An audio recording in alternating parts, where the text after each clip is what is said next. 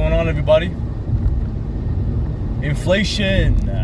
What is going on with inflation? Some say inflation's been down, and now we're hearing that inflation is actually on the rise. It's, you know what? All this information that we receive, and I made another video about this, about the consumer spending, how they were gaslighting us about consumer spending back in like February, March, April. Hey, consumer spending is strong.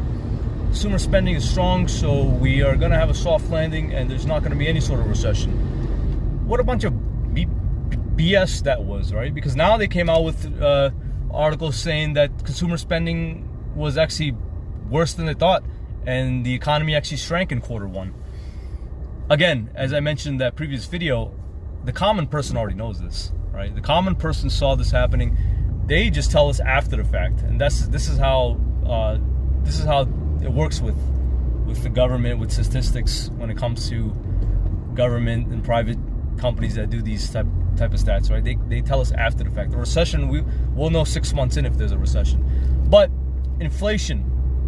So if you're expecting prices to go down, I have some bad news for you. They're not. That's not how inflation works, right?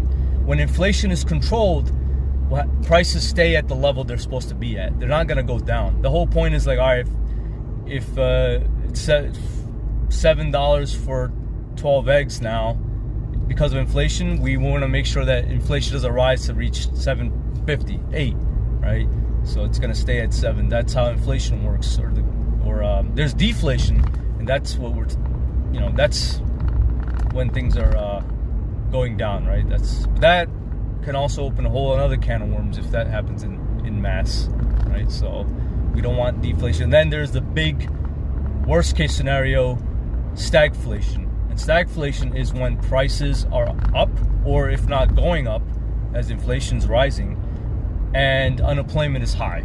So we have a mix of people are unemployed, and because of that, they're not going out spending money, but prices are already high enough.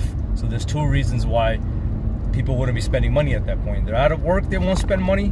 Prices are high, they won't spend money. And that would lead us into a recession, right? Automatically. So yeah, this is kind of what we want to talk about when it comes to inflation, deflation, all that stuff. So it's important that you guys understand how that works.